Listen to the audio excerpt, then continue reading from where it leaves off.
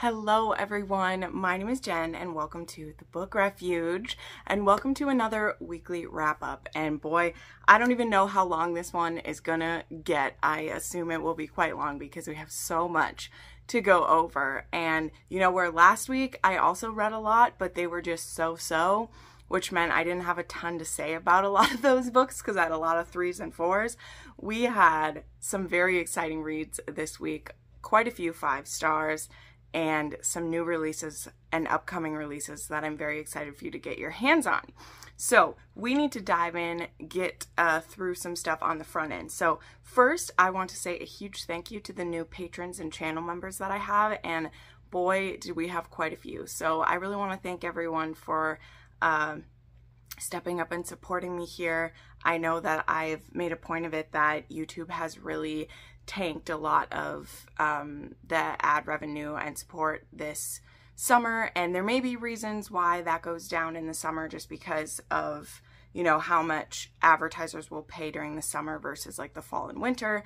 But I also don't know if I'm finally being a little more like penalized for what I talk about, because I've always used the same type of language and I've always talked about the same type of things. But just because your video is approved for advertising, it doesn't mean that it necessarily will get picked if you're talking about, you know, pegging or dick piercings. You know, things happen like that, right? So a huge thank you to everyone who supports me here. And again, just watching this video, making sure you like, making sure you leave a comment, even if the comments are just leaving some hearts or leaving, you know, a book recommendation or whatever, that is all very helpful. But we have 6 new channel members. Some of these were gifted memberships during a live stream that I did the other day. So thank you so much to my friend who donated some of those. But we do have Helena T, who joined at the Faded Friend level. And then Honey Lat, Marta V, Melody, Wendy Flores, and Marcy S all joined at the Romantic Renegade level. So thank you all so much. I hope you'll stick around even after your gifted time is done. But if not, enjoy the benefits. And thank you so much for being here because it means a lot that you want to check it out anyway. Then we have 3 new patrons as well. My Patreon is where there's a lot of exclusive content, whereas channel memberships is usually like early access to stuff. And there's an exclusive like live chat that happens for the Faded Friend level on channel memberships. But for Patreon, they get exclusive book reviews, like for one of the books that I read this week, which I'll save my review only for them, which just went up actually today. So we have Alexandra L.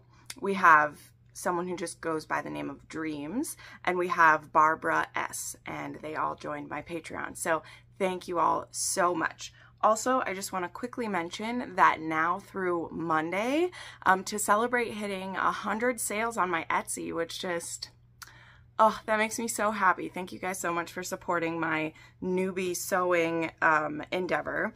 But for hitting 100 sales within 2 months, which is crazy, the whole shop is 25% off if you use the code CELEBRATE25. I think that's what it says. Either way, I'll put the code that it is right there.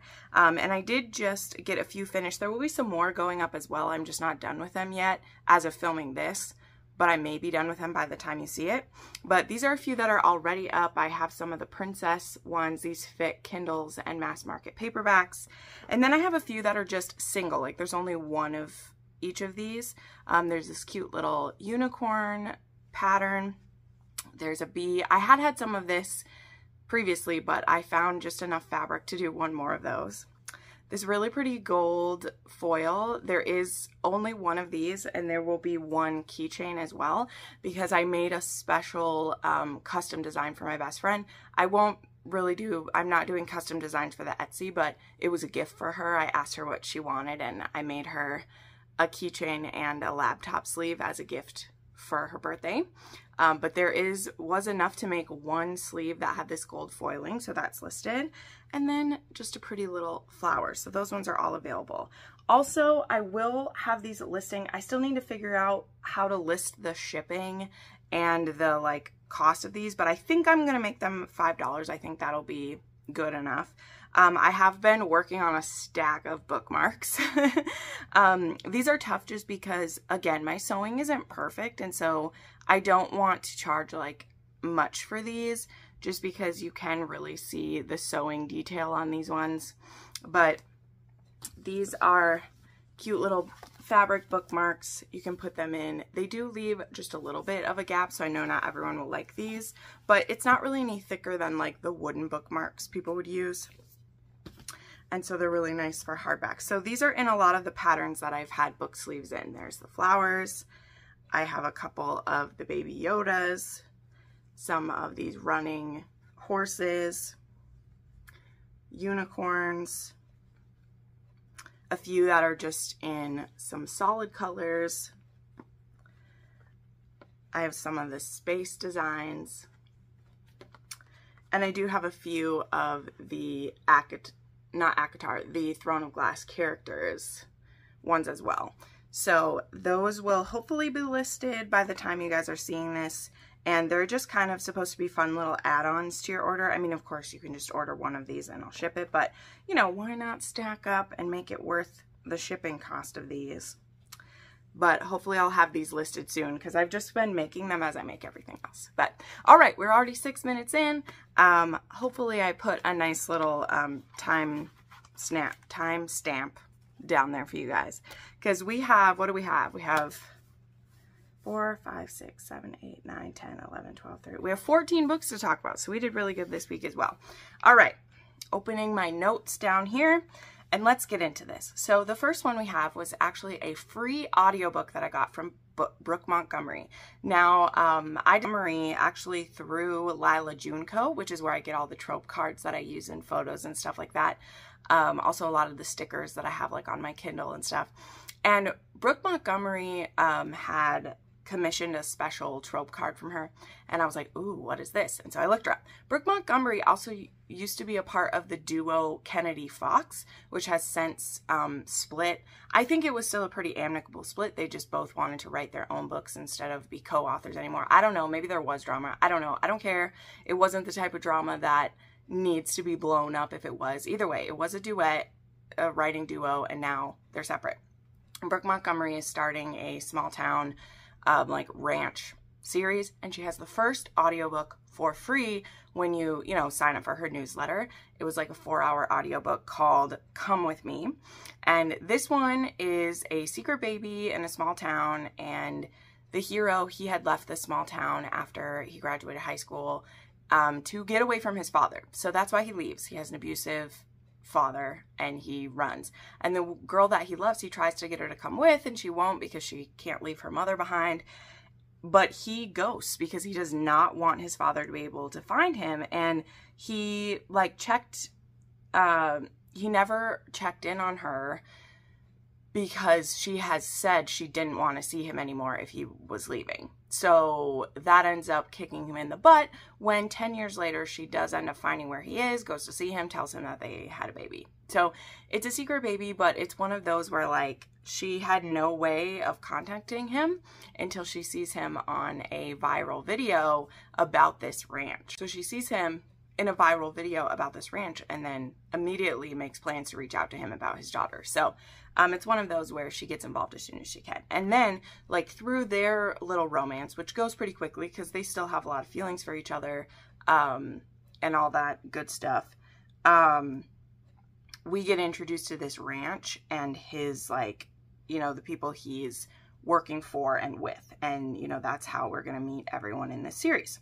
So yeah, so this is Aiden and Lainey, and it was just a cute little quickie. So I gave it 4 stars because there wasn't anything wrong with it. Again, I don't always love Secret Baby, but this kind of fits into my caveats of like, there was no way for her to tell him, and he just left. And even though she said she didn't want to see him, he never checked back in because he didn't want his father to be able to find him. So yeah, that one was good. Then I read a very anticipated read that I had, which was Poppies in Silk by Tanya Fisher. I've been wanting to read this one since I read Letters to Dogwood last year. So this one is about our heroine who in the beginning, we see Poppy go through some tough stuff. Her mother is a prostitute. They are kind of drifters. Her mother will like get her into trouble at different times and then they need to move on. One of the places they'd stayed when she was younger was Dogwood, which is where she met some of our characters from the first book, but then had to move on with her mom. And her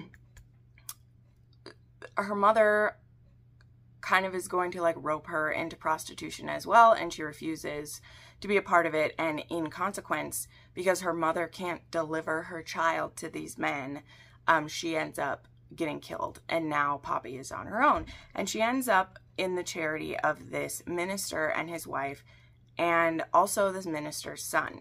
So we don't fully see all that because then we skip ahead like 10 years, and both the wife of the preacher and it turns out husband, who was the preacher's son, have both died. And so the preacher sells the home he's living in. He gives half the money to Poppy, and he actually is getting married again and is going to move. So we begin our story, really, that was the prologue. We begin our story with her actually going to go, I think she goes right to Dogwood. She is a seamstress. She has a lot of really cool designs, and she's going to partner with one of her friends from, you know, that time, and they're going to make dresses and things together.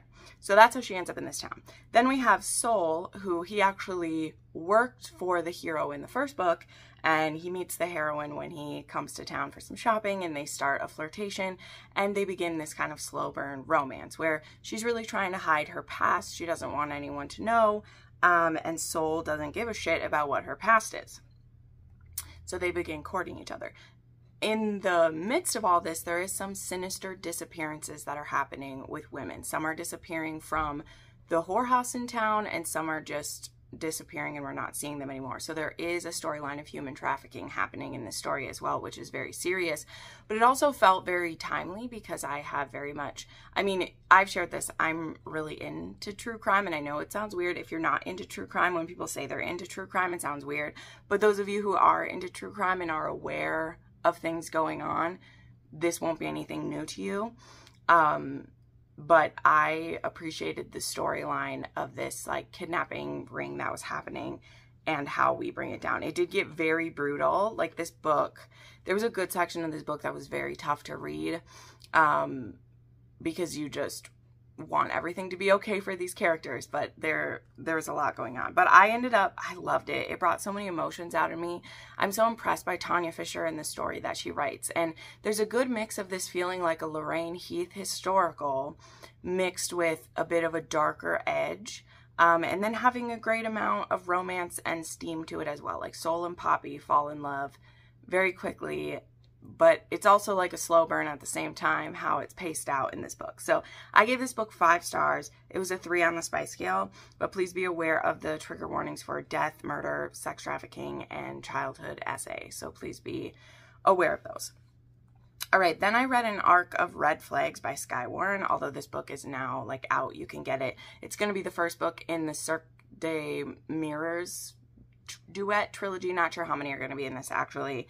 And the only reason I read this, because I have complained before about Skye Warren and some other authors who make these duets and trilogies when they don't need to be. And this, in my opinion, is one of those cases because the book was only 230 pages, and you just as easily could have made it 400 pages and like told the whole story, right? You know?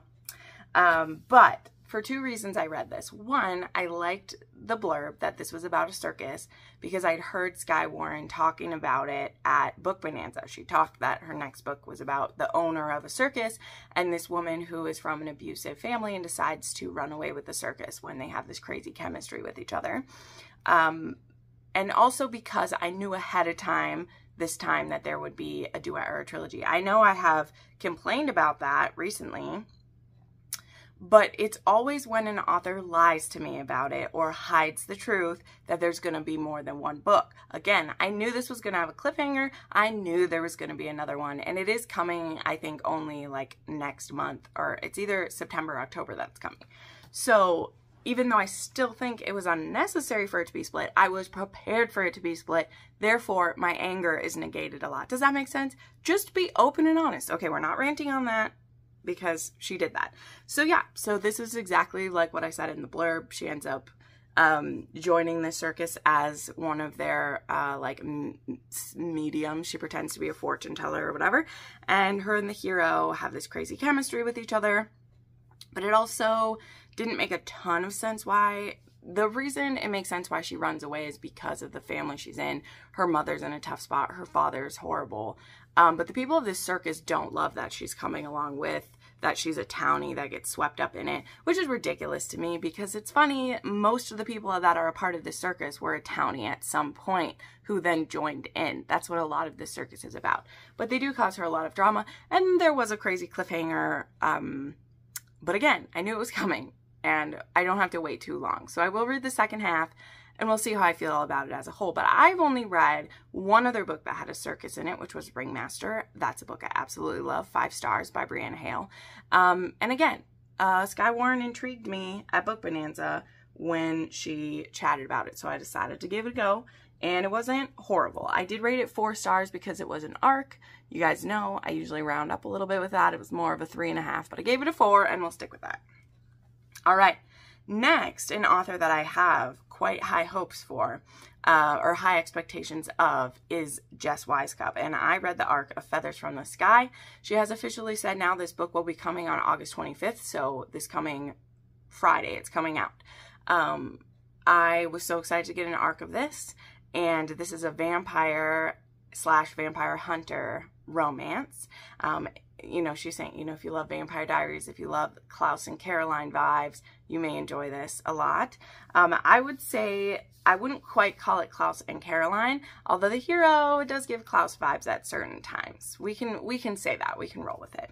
But this story begins with Gwen, who is kind of in the middle of a depression, and we have a vampire, Roman, who has been stalking her because she is the daughter of a vampire hunter. Now, it doesn't appear that Gwen knows anything about the family she was born into or the fact that her parents are hunters, and Roman really wants to get information from her because it appears that her father is dead, but it appears that her father is responsible for the death of her brother, and he's pretty sure she must know something because she was her father's daughter. So he has been stalking her for quite a while, and he finally makes an introduction to her by pretending that he's a stranger for a photo shoot. So they do one of those sexy boudoir photo shoots with strangers, which I actually love those. There is a photographer that I follow on Instagram who does these, and I love them. She literally will have people fill out surveys and then pair people together she thinks will fit. And there's actually someone from one of these that just recently the photographer got to photograph their engagement photos too, which is adorable. But anyway, that's how they meet for the first time.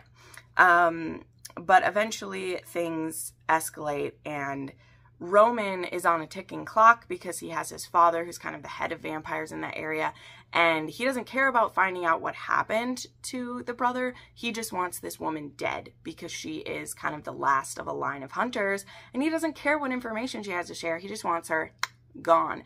And Roman wants the information because he wants to know what happened to his brother and if there's more going on.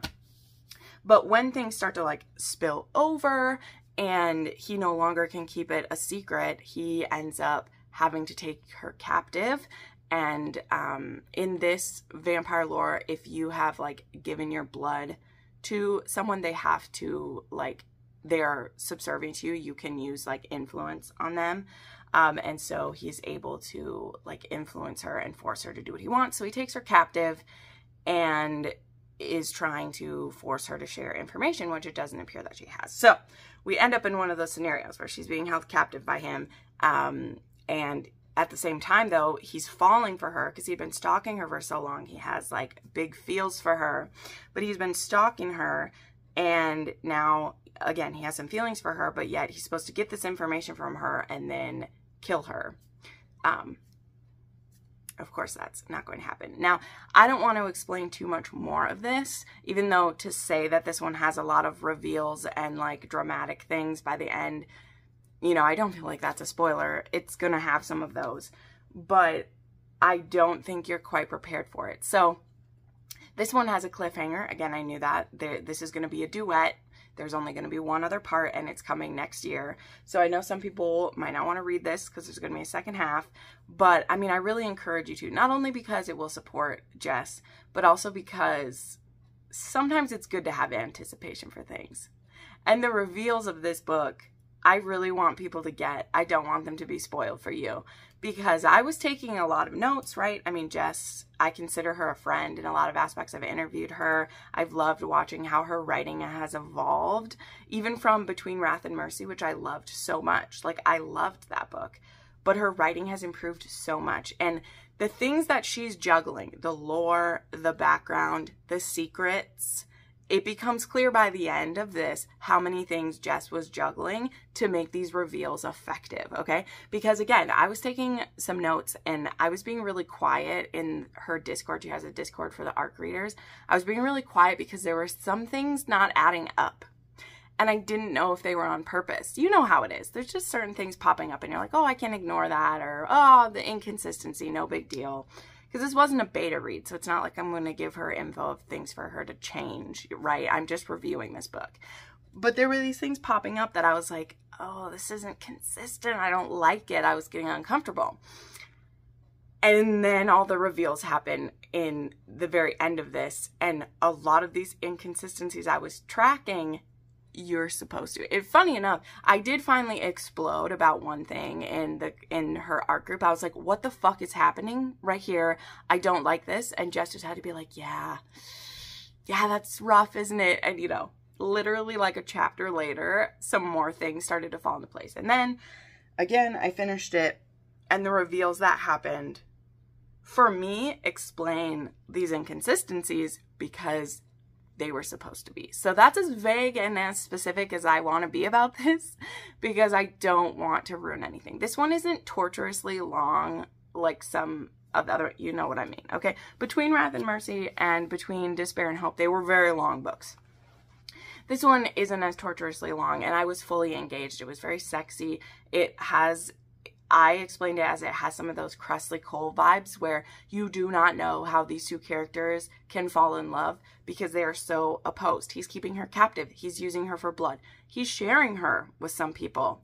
You are getting very like upset about these things happening, and then the switch is flipped and you understand the bigger picture of everything, and it's like, so I loved it. I did give this one a 4.5. I rounded up to 5. I'm going to rate it as a 5 on everything. But one of the main reasons I gave it a 4.5 is like I want there to be room for even more in the next book. And there still are a few inconsistencies that I'm waiting to see if they make sense in the second half. And I may just straight up call this a 5 later on. But I haven't stopped thinking about it. I was able to talk about it with some of my friends who read it, who also read an ARC. And I was just like, whoa. Like, whoa, my brain was wrecked by a lot of it. So, yeah, I highly recommend. I understand if you want to wait till the second part, I really do. But I also think that Jess deserves to have this first book be very successful and hopefully encourage her and support her into writing the second half. Because, yeah, it was fantastic. So, yeah, I gave it 4.5 stars. It was a 3.5 on the spice scale. We have some kinky things. We have some blood play, breath play, rough sex, good stuff. There's also some trigger warnings for mention of forced breeding, blood taking by coercion, death of a parent, and abuse. So there's a lot of tricky things in that one. All right, we got to keep moving along. I told you this one was going to be long. I got too much to say today. All right, so then I read Hideaway Heart by Melanie Harlow. I didn't want to wait too long to get to this one, although I did really want the audiobook, so it was tough to not wait for that, but I just wanted to get into it. I wasn't a huge fan of Runaway Love. I talked about that. It didn't just have to do with the cover. I thought the whole pairing just wasn't that great in that one, and I stick by that. I didn't love it. This one, however, I did love. This was a bodyguard romance. Our heroine has a persona called Pixie Heart, where she is a country music star. Her real name is it Kelly Jo? Yeah, Kelly Jo. And she's going to go on a 2-week vacation. She's unplugging, moving out. She's going to stay in a cabin in the middle of nowhere. She doesn't want no one, no bodyguards, no security, no nothing. However, her brother doesn't think that's smart or safe. And so he calls in a favor with an ex-military buddy of his who actually used to work for a security company called Cole Security, which, you know, may or may not involve someone named, I just forgot his name, may involve this man. Anyway, he used to work for Cole Security as well. And so he agrees to do this favor. Kelly Jo is very upset when he shows up at her cabin and is very resistant to her. However, what I did like is that this doesn't last too long. Because something that is a pet peeve of mine is when there's a bodyguard romance and the heroine fights it so much and puts themselves in danger. When you have someone there who would literally take a bullet for you, to disregard everything they say always kind of pisses me off. And thankfully, that part of it doesn't last very long. The chemistry is really great. The small town parts of this are really good. And I really liked watching Kelly Jo kind of gain some confidence from Xander when she does open up to him about her career and how she's not totally happy about how it's going.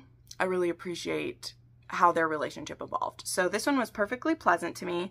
I couldn't really find any reasons to pick it apart, so I gave this one 5 stars, and it was a 3.5 on the spice scale. This one actually had a little bit of CNC, which if you don't know means consensual non-consent. They do a little bit of play acting in the bedroom, just a touch, like not overdone. So everything felt very genuine and realistic between the two of them, whereas I've said in some recent contemporary romances, I felt like the sex has not matched the couple. I feel like it really did with these two because they just flirted with a few fun things, right? So there was some CNC and even a little bit of primal play because he, you know, asked her to kind of like run away from him sometimes, and it was cute. All right. Then I read Their Master by S.M. La Violette. This was the 5th book in the Victorian Decadence series, which I have been saying was the last book in the series because that's what I thought.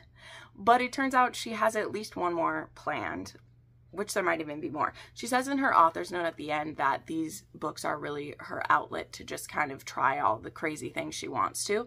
And I'm here for it. I'm here for it. But this one was finally Mr. Smith's story. So we have seen Mr. Smith in pretty much every book in the Victorian Decadence series. Sometimes he's been playing with other characters in ours. Sometimes he's just been a best friend or a side character. But we've already seen him both in and out of the bedroom in this series through the years.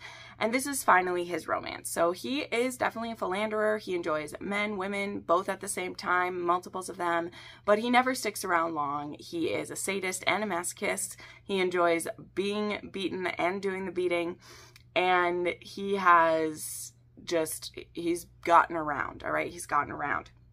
And he also has a lot of secrets in his life. But he's reached this point where he's seeing all his friends settle down, and he doesn't necessarily want to settle down, but you know what? He does want a child. He wants a child that he can give a loving home to. He wants someone to spoil, someone that isn't like, is dependent on him because of love and safety, not because of sexual pleasure. And someone he feels like he could love unconditionally. And, you know, these are okay reasons to want a child. But he also wants this child to have a loving mother. So where does he go to find this? He goes to a whorehouse to see which woman that he could convince to be his baby mama. So interesting choice. More so even interesting that the woman he ends up choosing is someone who is a plant. She has family who hates Smith and wants revenge, and they want to use her as a honey trap to do this. And this just happens to be the woman he picks to be his baby mama. So she's getting herself put in a dangerous situation for that. But she is also mad at herself because she finds Smith intoxicatingly attractive.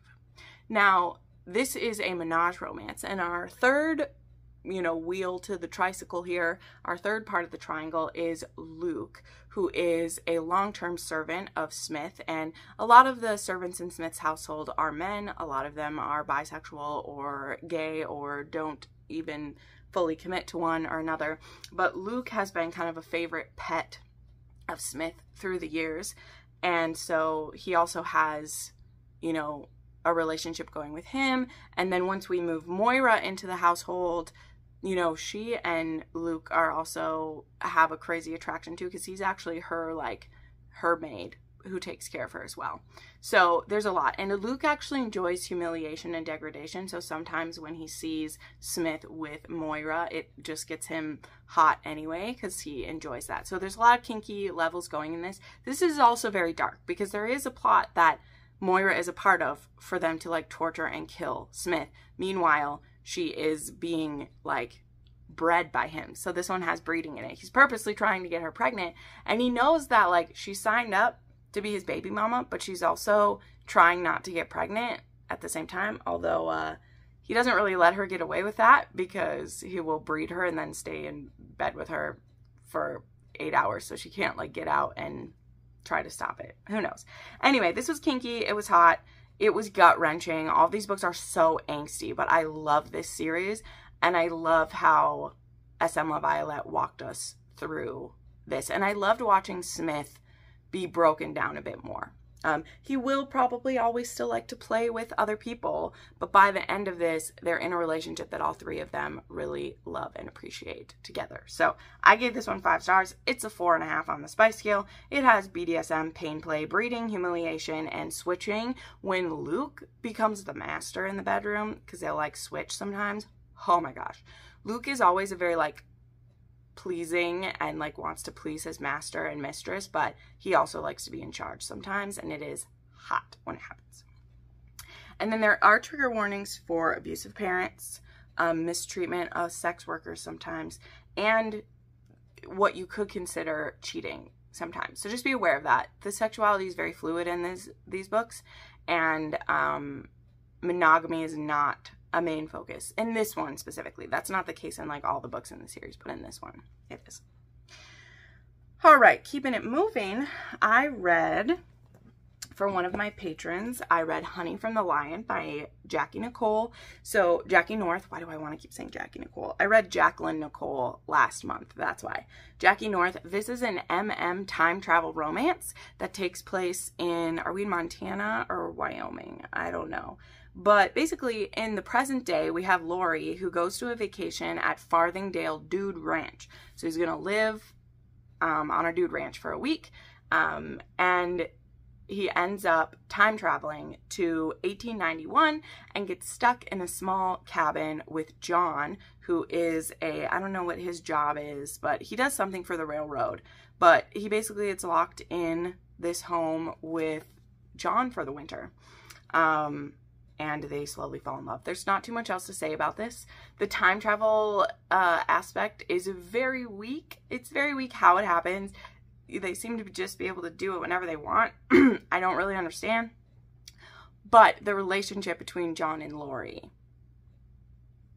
is adorable. And it's definitely worth the price of admission for this book. It was very sweet.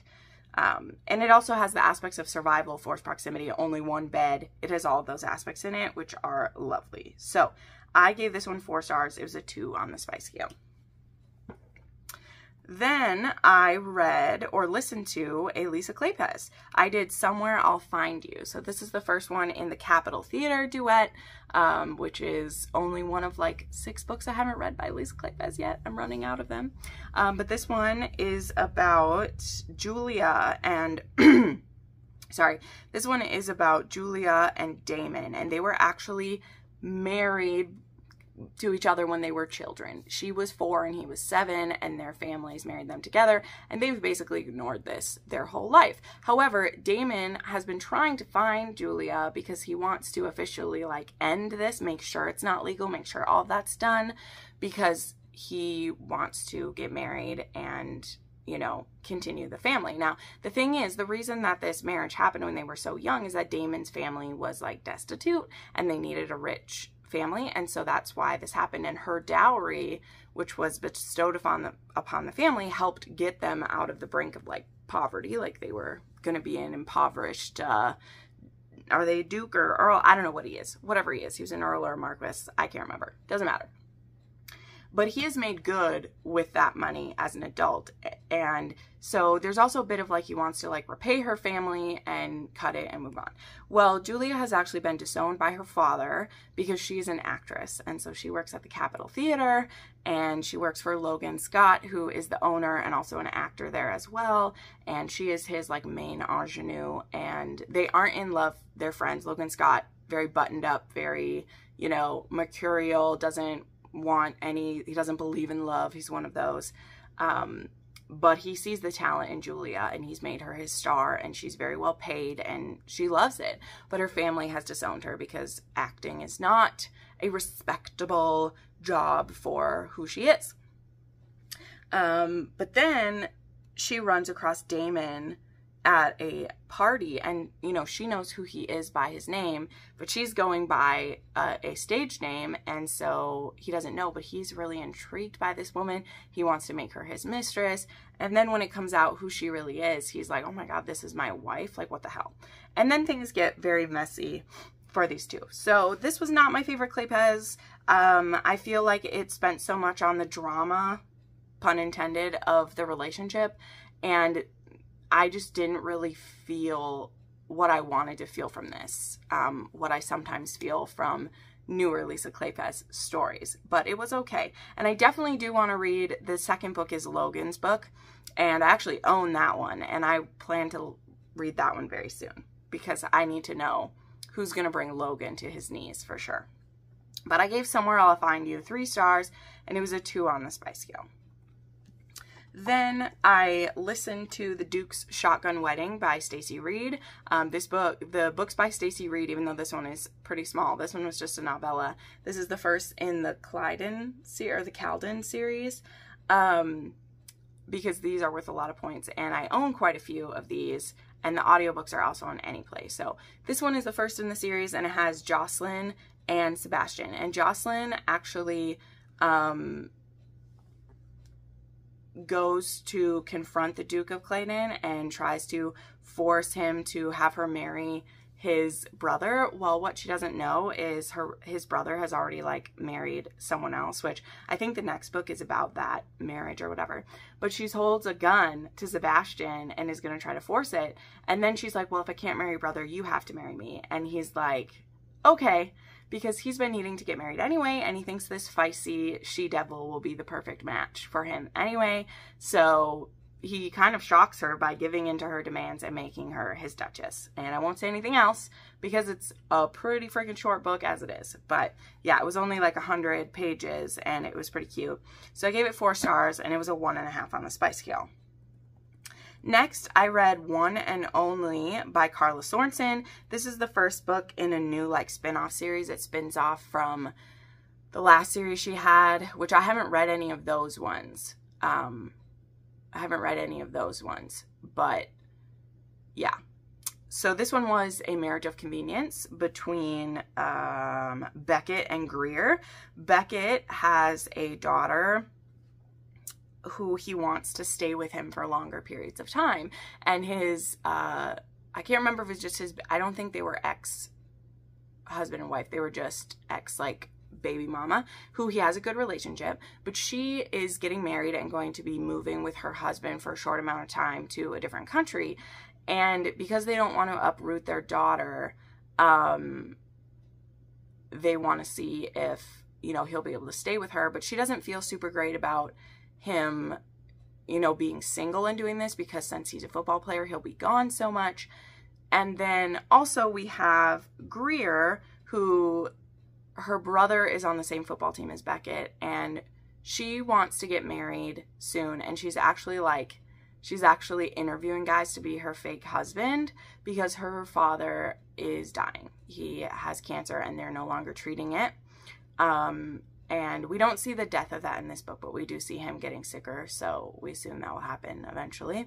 And he wants to see one of his children married while he's still alive. And not only would marrying Beckett like give him that, but also would give him a grandchild right away too, because there's a girl there. There's a daughter there already. So yeah, this was a marriage of convenience and pretty paper thin reasons to get married, but also very heartwarming reasons anyway. So this was cute. This was a slow burn though, as some of Karla Sorensen's are. This is only a 1.5 on the spice scale, and you know, they even share a bed for a good portion of this book because the daughter has nightmares, and so they don't want her to come into their room when she's like, and not be sharing a bed. So they share a bed for so much of this book, and it was so slow burn. Okay, I know I should have known it because there's other Karla Sorensen's that I'm okay with how slow the burn is, but I was just like, Jesus, get to it. So I don't know, Carlos Hornson's like frustrating like that for me, because again, I don't want there to be useless spice, but I also am like, you end the story as soon as they have sex. It's like, that's their HEA. Because they've had sex now, it means everything's gonna work out. And I'm kind of just like, but that doesn't make it perfect anyway, so why do you uphold the sex as like the HEA? You know what I mean? I don't know. Carlos Hornson can be fun, but I gave this one 4 stars, and it was a 1.5 on the spice scale. All right, then we're almost done. We're almost there. I read Burned by Ivy Jackson, which is the first book in a new series by this author. This was a single dad, small town, cowboy romance, okay?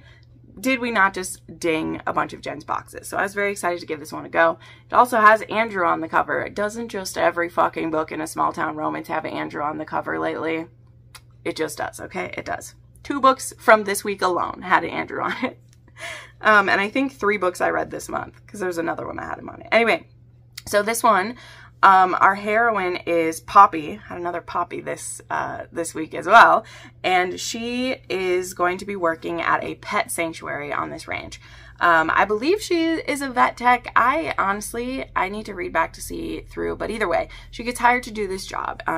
This pet sanctuary was started by this family in honor of their daughter and slash sister, who had died of a chronic illness, and her love for animals was a huge part of her life, and so they have this in honor of her. And then they also have the ranch with the cattle and the horses and everything.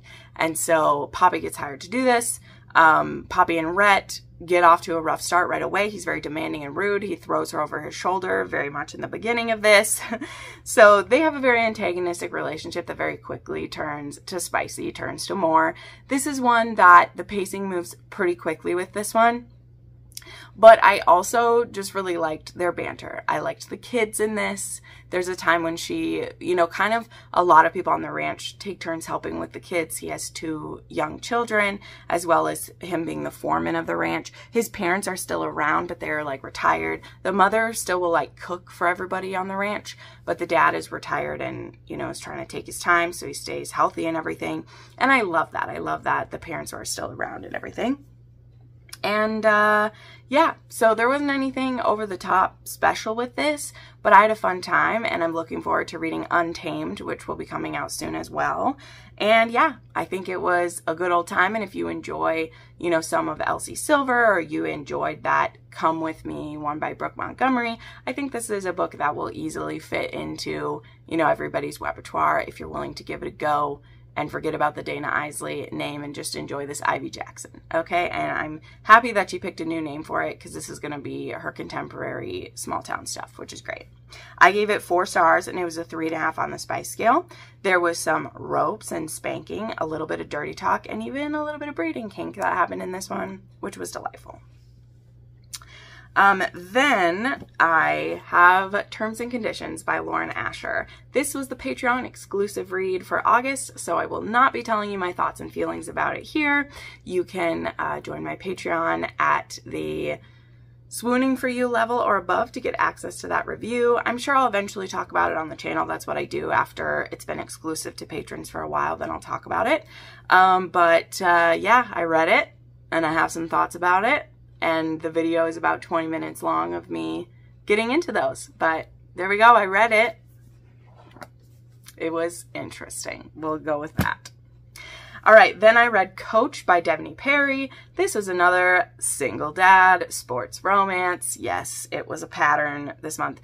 I've read so many single dads. I had someone in a recent things I like and things I don't like in romance. Someone said they're sick of single dads. And you know what? I'm not sick of it, but I can understand why people would be, because every small town series, every sports series has to have a single dad in it.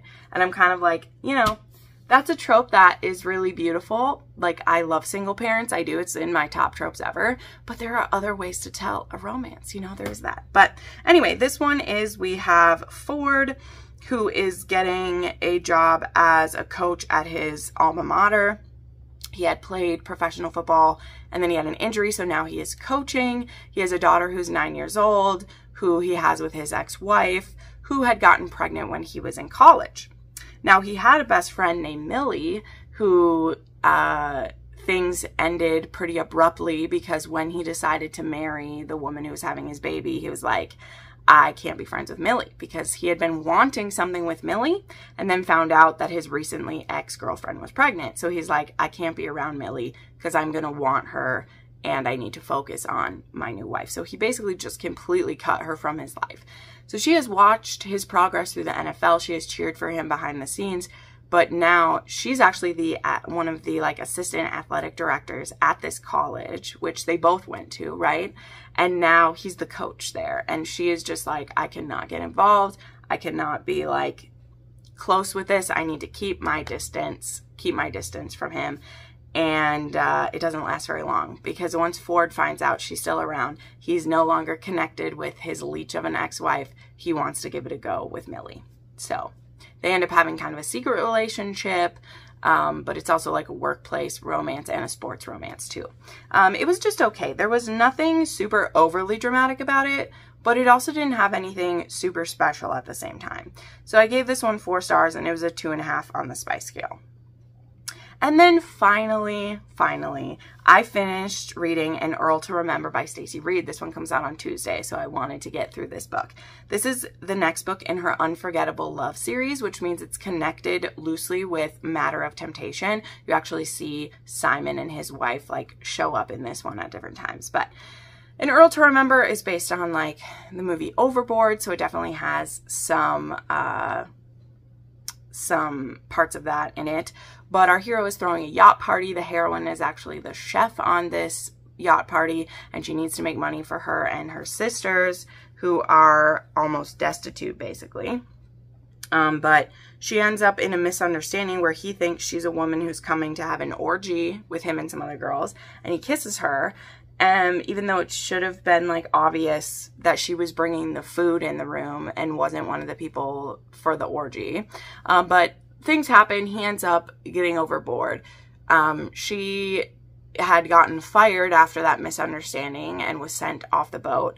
But then he washes up on shore near her village, and when he sees her, he starts proclaiming to everyone that he has seen her without her clothes on, and he remembers her being in his bed, which isn't what happened, but his brain is a bit addled, obviously. And so she claims the reason you know this is because we had a whirlwind romance and we got married. So she claims him as her husband, which might seem a bit ridiculous, but actually in the moment of like what he is saying in public, that he's seen her naked, what else is she supposed to do? Because this could completely ruin her reputation, will ruin her reputation, and leave her and her sisters in even more dire straits than they are before. So she claims him as her husband, brings him to her home, and the story proceeds with this secret between them, including him ending up working with chickens, working on houses, and then falling in love. But what will happen when he really finds out that he's an Earl and she's been hiding all of this from him? So, not Stacey Reid's best in my opinion. There was a lot lacking in this story. Like, I won't lie. It's cute, it's fun. If you enjoy Overboard, you'll probably like this. If you enjoyed... There's a Lorraine Heath that's also based on Overboard. I did like it better than that one. But overall, I felt like this was rushed. I felt like this needed some revision to make some of the intellectual leaps like work a little better. I know Stacey Reid does some bonkers plots, okay? I'm here for it. The Wolf and the Wildflower definitely had that involved. But this one, it needed to be smoothed a bit. Granted, this was an arc. It's also Stacey Reid, who I won't lie, I'm definitely biased towards a little bit. So I rounded it up to a 4-star review for me. It's a 2.5 on the spice scale, but it's not a favorite of hers. It's not even in a top 5 Stacey Reid for me. And I hope we'll see better from her soon. So yeah. But anyway, those are all of the books I read. That's everything that's been going on in the book refuge this week. Let me know which of the books was your favorite or what you're looking forward to reading. I will have links for all the books I talked about down below if you would like to purchase through my Amazon link. It does help out the channel. Also, as I said, I have the links to my Etsy down below. Everything is 25% off in the store through the 21st of August. And yeah, thank you so much for watching, friends, and I'll see you next time. Bye.